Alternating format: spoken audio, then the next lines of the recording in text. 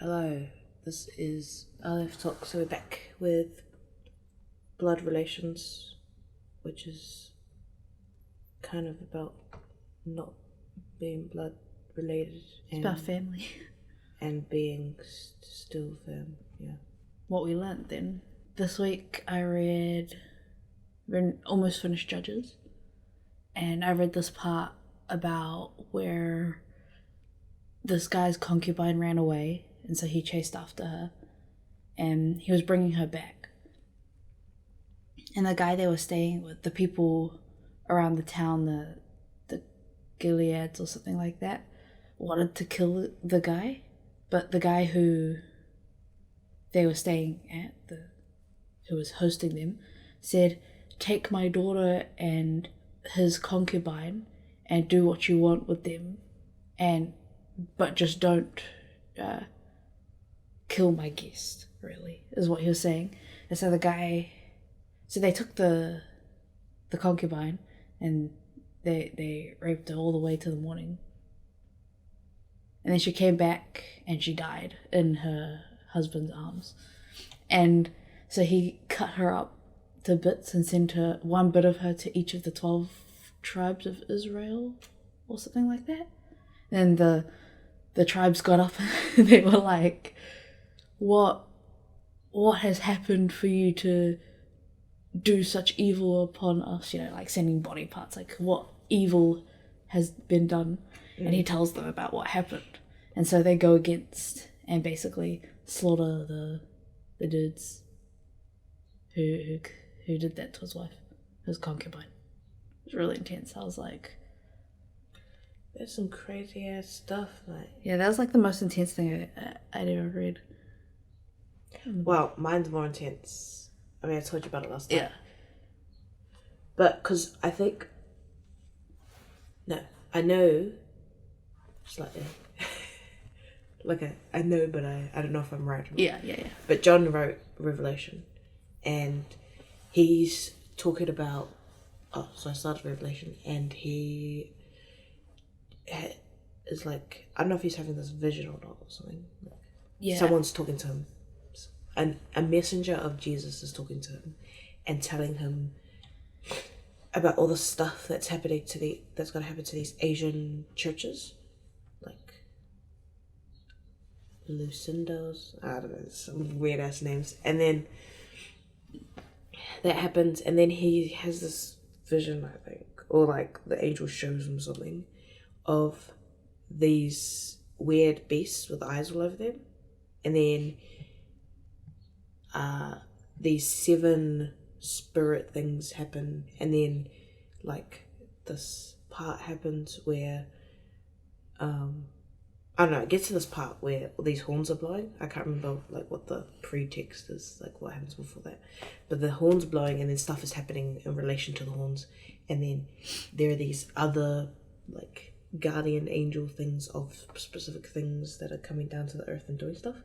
And there's this one that one of the beasts is in charge of like burning a third of the forestry or something, and then another one's in charge of killing a third of the oceans, and a third, Yeah. and etc. And then there's the part that I read last night was this guy who's like the angel of death or something, but I don't know what it's called. It was something like that. Yeah, and he is sent down to torment a third of the world of humans, I think, for 5 months. Maybe it's not a third, maybe it's all of the humans that are done still, or something like that. But for like 5 months. Don't quote me. And he has to torment them for that long that they wish they'll die, but they won't be able to die because he's not allowed to kill them. Yeah. I don't know. God stuff. Yeah. And then even after that, it says at the end of that chapter that there are still people that idolize demons and stuff. And I was like, how can you do that's the most intense thing I've read in the Bible. I was like, how can you see people get tormented for 5 months And and still not want to do. And still turn to your Buddha statue Yeah, and be that's like, so Buddha. stupid. But I guess that's what the world is pretty much like. True. I guess that's what everyone's already doing. Eh? Yeah, like there's already stuff that's happening that's tormenting people. Yeah, like, and you can see people suffering, but they're still like, no, I must do self-help books. It's like, yeah, that's intense, man. Like there's miracles and stuff. Yeah. And people are still like, nah, no way. Coincidence. Yeah. The god of coincidence. Bunch of bollocks. Yeah. When I was talking to Alistair about miracles, which we should have a talk about, he mentioned that Satan could like keep your husband alive or something, you know? Yeah. Because Satan does have power on earth. Yeah. And stuff. And it's like, that's probably why people believe so hard in other stuff. Yeah. It's like, it's why you need the Holy Spirit, you know? Yeah. But I don't know. Yeah. I don't know. I don't believe in that stuff. Stuff that I wouldn't want. I wouldn't want a idol that does nothing for my benefit in the long term. Yeah, like, doesn't care. Yeah, it doesn't care. Just wants what only benefits them. Like, God cares so much, and even though it seems like we're not getting what we want, we're getting what we need. Yeah. Which I've learned. I guess, like, we could start with what the secular or the trendy, like the meaning in the world of family is. Which I get really annoyed sometimes because I hate when people do that whole thing that's like blood is thicker than water kind of thing. I never understood that. It's because they've never had families like us. And like, I get the whole blood is, I get the concept. Like, yeah, you should look after your family and all that stuff. But it's not good to look after your family if they've never cared about you. Yeah, because like, you're not supposed to put yourself on the line for someone who's going to throw you in the rubbish. You know? Like, yes, they're family, but they're also individuals. Like, my brothers are my favorite people in the world, but they're still individuals. You know, I treat you like family. I'd still treat you more like family than half the people in my family. Exactly. It's just people like have this presumption that everyone's families are the same as theirs, I guess. Yeah, like every family should fit this market, this style of family. And it's weird, really, because, you know, I have different, my brothers have different mums and dads. Yeah. How do you... Which is like, it's because my parents are hoes. Yeah. They have different mums and dads, and my old brother's mum, Karen. Yeah. She, like, I've known her since I was 5. Yeah. And obviously we don't have any reason to be associated with each other. Yeah. Because she's my brother's mum. Yeah. My dad and her aren't together. Like, there's literally no reason. Yeah, you like came like ages after. Yeah, like my brother's 11 years older than me. Like, there's no need. But she's like, there's no difference. Yeah. I'm not her ex's daughter. Yeah. I'm her son's sister. Yeah. Like, there's... Looking at it like that is so much better. Well, yeah. Like, and I've seen the whole, like, weird looks, because there's this one time I remember it specifically. But I went to a party, like, not a party, but like a lunch thing. Yeah. For Karen's friend's housewarming, Like they just Yeah. moved in somewhere or something. And I was like, oh yeah, like free food, whatever. Yeah. And that's when I think I was like 12 or something. And we went there and stuff and had food and all that stuff. And then Karen was telling me afterwards, and she was like saying how the lady was like, oh, who's that? Like, that girl. And Karen was like, oh, that's Shannon's sister. And then she said, isn't it weird that you have your ex's daughter here? It makes you feel so uncomfortable. Yeah, I know. Like, obviously, I don't care because I know that Karen's like, you are the family. Yeah. Like, Like I don't care what you look like. Yeah. I don't care who you are. You are part of it. You're listening to me. Yeah. That's the kind of... I get that because, you know, all my brothers, like, we have the same mum but different dads. And, like, my dad doesn't really like my little brother that much.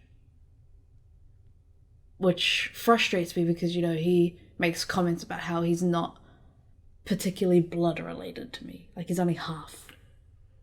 But he loves... Don't even get me started on that half-sibling stuff. He loves CJ because he had CJ first before he had me. Yeah. Like, not his real son, but, like... CJ was... around. Yeah.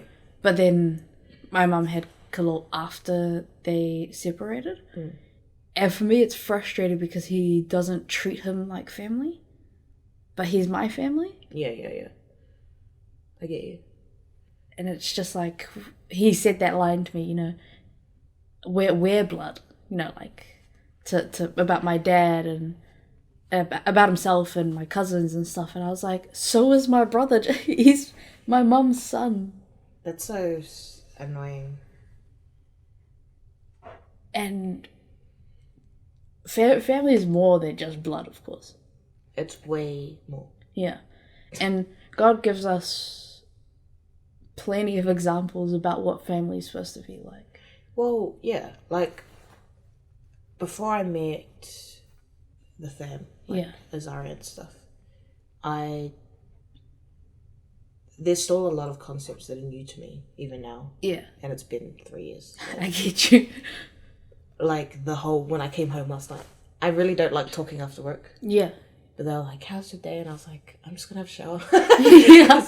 Because I get really angry when I have a busy night. Yeah, I know. So I need to chill. That's why I don't talk to you. I just sit there. Yeah, that's why. So I was like, I'm just going to shower. Like, that's my calmness. Yeah. Washing the filth away. Near the shower. Like, if you could see us. Anyways, I was really angry. But that's weird because my family doesn't talk to me. Yeah. Which isn't weird to me. Yeah, because that's how your family That's is. how it is. I hate when people are like, that's weird. My dad always asks me stuff. It's like, my mum always, like, she always does this for me. She always does that. Why doesn't your mum do that? It's like, first of all, I don't have a mum. Second of all, you don't need to talk to me about what your family does. I'm okay with it. You should be okay with how my family acts. Yeah, like, we're different. Accepting differences, I think, is, like, between families is hard for people. Because there's, like, a model of family that you're supposed to have. Yeah, of course. And, like, of course we agree to extents there's certain things people in your family should be doing. Yeah. Like, your parents should be taking care of you and raising you to be a better person for the future, you know, and teaching you and all those kinds of things. God talks about that in the Bible. Yeah. And I think God's put these people in our lives for us so that when we get to the age of having families, that we understand all the types of Families. Yeah. Yeah. Because, like, I do want to be that mother that welcomes my kids' like friends, you know. And I don't want to be... I just don't want them to feel uncomfortable like I felt uncomfortable before. Yeah, I get you. You don't want to feel ostracized or anything like that. Yeah, so I think it's, you know, all in God's plan that we've been taught like this. Yeah. With that, in that sense, God always talks about, you know, welcoming people into your home, you know, giving good, hospitality. Yes. And, you know, there's always punishments for people who don't welcome those God sends to their house. which is like, I read a lot about that, which is like really intense. You know, this in Judges, I think one of the books before, they were traveling and the towns kept refusing to let them in, and just for the night, just to rest, and so all the towns that refused got destroyed. Oh yeah, I remember you talking about that. Yeah, that's intense stuff. Yeah, but I like that family can be more than just blood relations. Well, if you think about it, like, there's that whole worldly stuff. Yeah. Like, I consider Azaria's family as taking me in, as part of their family. Yeah, I get you. I feel like we're family as well. Yeah, we're welcome, you know. Anything that I would do for my brother and sister, I would do for, like, Isaac and Bethany and stuff. Yeah. Even though I don't like them all the time, you know. Yeah. Like, Bethany's not my type of person, but that's what family is. Yeah, they're like, not. You don't like them all the time. Yeah. But you love them because love's about sacrifice. And there's that stuff. But in a general sense, we're part of God's family now because we've been, like, grafted in to the tree of olives, like, you know. And in that sense, we are blood related. Yeah. Because God sacrificed his son for everyone. Yeah. Which is like blood covering on everyone. Yeah, all that stuff. I don't know any verses about it. Yeah. Like, it's probably somewhere in there. But that is, like, super comforting. Yeah. I think it allows for a better attitude towards more people who might come into our lives. Yeah. Like, you can be more open towards them. Not, like, open as in sharing your entire life with them, but, like... But, like, a better understanding. Yeah, like, you can not push them away. I also want to... I think it's taught me that I want to show people that God has a better family. Yeah. You know? Because obviously before I met Jesus, I didn't know what family was. Yeah. Like, I knew what family was, but I had a certain mold. Yeah. And it was like this, like, because of my house, no one shows love. And I thought that was normal because, well, I still think it's normal. Yeah. Like, you don't have to show it. You just know that you're loved. Like, you don't have to say it or... Yeah, it's not a, like... thing. I love you, you know? Yeah. It's just I made your coffee. Yeah, yeah.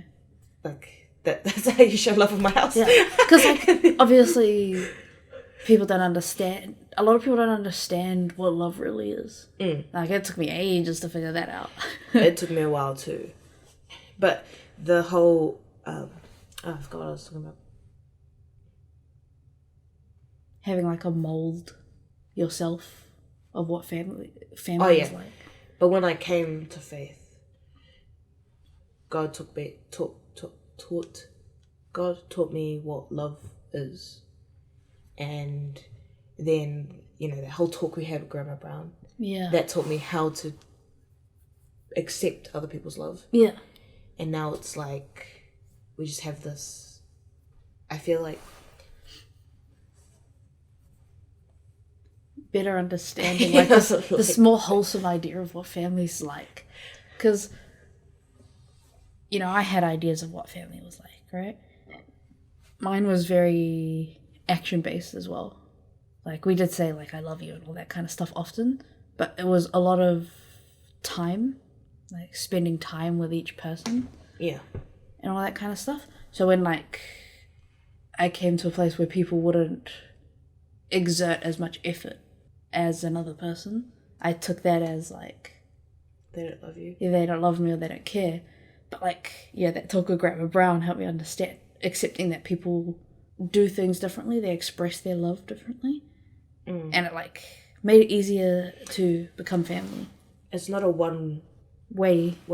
Yeah. There's different ways. Yeah. Which is great, now that we understand it. Yeah. And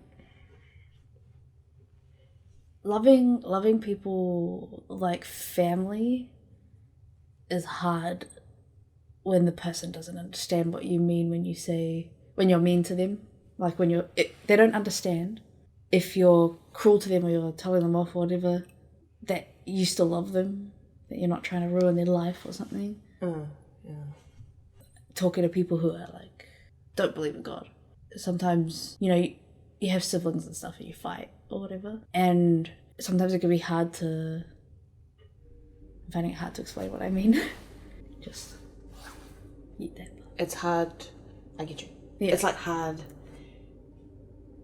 for them to understand that punishment means love. Yeah. Yeah. Well, when you don't know who God is, you don't have any example of perfect love. Yeah. And God punishes those he loves. I find it ridiculous when people are like, no, he doesn't. What do you mean? What do you mean he doesn't? Like... But God's like has a violent love because violence isn't bad when it's God. Yeah. And... because he's just. Yeah. Not just because, there's no reason. He's just. And that's him, yeah. And I guess that's how some people will see family as well. Like, you're supposed to accept them. Like, you are supposed to accept them and love them, right? Mm. But you're supposed to accept all the things that they do. Mm.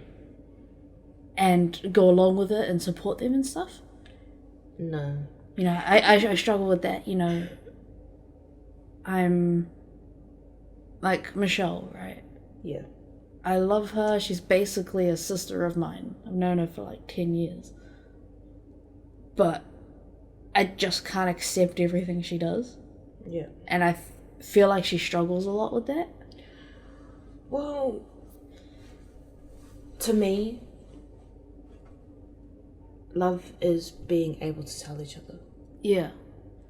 And listening. It's a two-way thing, okay? I just, I feel like I don't know how to help people who don't believe in God because he's my example. Yeah, and you can't... They won't accept an example they don't believe in. Yeah. And how do you talk to them? How do you say to them, you don't do it because that's not what God wants you to do? You can say it, I'll go ahead and say it, but they're going to look at me like I'm crazy. I don't care. Yeah, it's don't you see that I love you and I'm trying to help you? Sometimes it's difficult like that, even with the people we consider family. I think an important thing for people who are Christian, who are going through, stuff, our age, Yeah. Because before I felt integrated into this family, Yeah. I still felt like I had a family because I had God.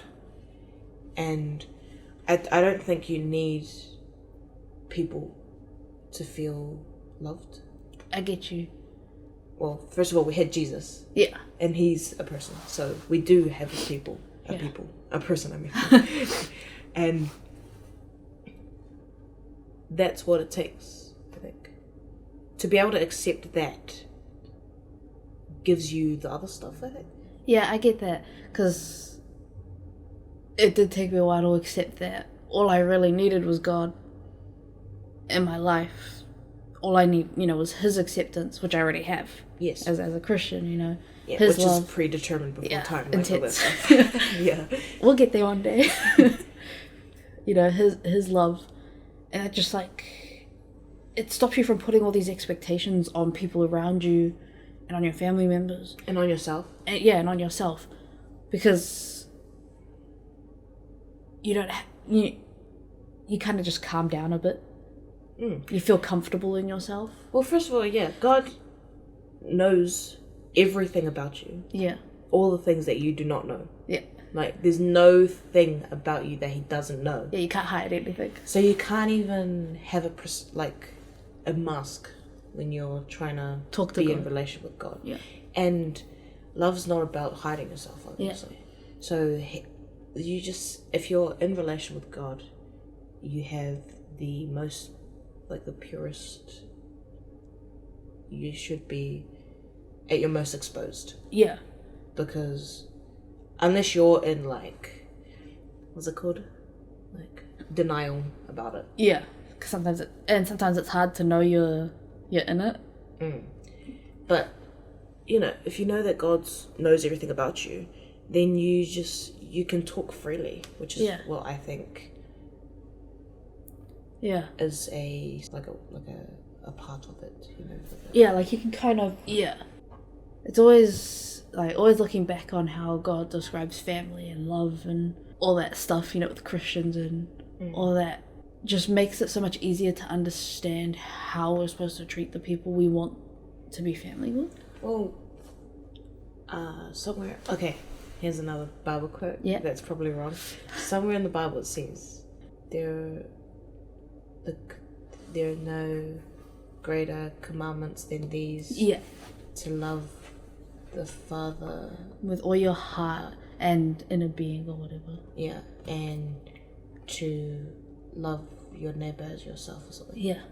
But Alistair said something that was really cool. It talked about, because it was in John, Jesus said to the disciples at the table that he's giving them a new commandment, and that was to love one another as I have loved you. And it was really cool because Alistair talked about how if we love each other properly like God wants us to, then other people will see that love, and the love from us is where the evangelism starts. Yeah. I try to think of that a lot. Yeah. In general life, because I don't want to be a prick to everyone, you know? Yeah. So I'm trying to exude God's love. Yeah. Because I think our relationship as friends, right? The way we treat each other and stuff can show the people around us something different. Like our friendship is very different from a lot of friendships I've seen and stuff. And you know, when like that time we were telling Grandma Brown about our friendship and she was surprised that we talk to each other the way we do, you know. Yeah. Well, I don't know about that because people can't have a presumption if they can't just take it at face value if they're trying to understand how we work. Yeah. Because then they'll just assume everything else. Yeah. I know, it could be confusing using us as friends as an example. Yeah. But I get what you're saying. Yeah. But in general, like, back to my point. Yeah. I don't know, I can't remember if I was making a point, if I made it or not, or whatever. I'll see when I edit it. Yeah. But the whole loving God sets up the other loves. You know, I feel content with God's love. I think the only other, like, other than that, it's only because I'm in the world and it'd be lonely. Yeah. Or like, no, it wouldn't be lonely. I'd just be alone physically. Yeah. But God's like with me. Yeah. You know, like I spiritually. I don't know. Yeah. It's weird trying to explain to someone the comfort you feel of having someone like God with you, even if you're physically alone. Like you aren't alone. Yeah. And you're comforted, but other people will be like, but you have no friends or like people around you. And like I feel for people like that who genuinely believe they have no friends or no family or no one to turn to, like who believe they're genuinely alone. Like I reach out to those people because, you know, God's right there. Yeah. He comforts people like that. Yeah. Well, I think that was just a whole bunch of rambling about love. Yeah. Because it has so much to do with what family is about. We didn't plan our podcast. That's no, why we it's didn't. so confusing. Okay, I don't know what we talked about, but I think it all makes sense. Yeah. I hope it makes sense. God is love. And therefore, from his love, we can love others like family. Without being related. By blood. But still... as Christians, we're related by Jesus' blood spilled. Upon us. Okay, that sounds... You don't have to listen to the whole podcast. You can just listen to the last 5 minutes. Yeah. I think if there are people that listen to this that are struggling with family issues, they might feel comfort. Because we were struggling with family issues alone. Because we didn't turn to God. Yeah, We're like, no, I don't want your love. leave me alone. But then when we did turn to God, it just makes everything else easy. Not like easy. Easy. I mean like easier on our mental health because Yeah. we have God. But it's actually stressful as still. Yeah. We're not saying life becomes easier when you're Christian. It's just that we get comforted. Yeah. Which makes it easier. Yeah. Yeah. Nothing's easy. We struggle too. Actually, the easiest thing is accepting Jesus. Just do it. Yeah. But family comes in many different forms, really. Yep. Well, I feel like that's enough. I feel like we're just gonna confuse. Ramble. Yeah. And confuse. Yeah. Yeah. If there's anyone that listens to this, we're just gonna confuse everyone. Yeah, because like it is just a lot of talk about how God loves us and how that makes us family. You get the point. Yeah, it's pretty like simple, but not the way we explain it. Casual conversations. Well, this is just discussion between us. You know, Aleph Tav. For other people to listen to. Yeah, like random. Yeah. We're so weird. Anyways. Bye. Ciao.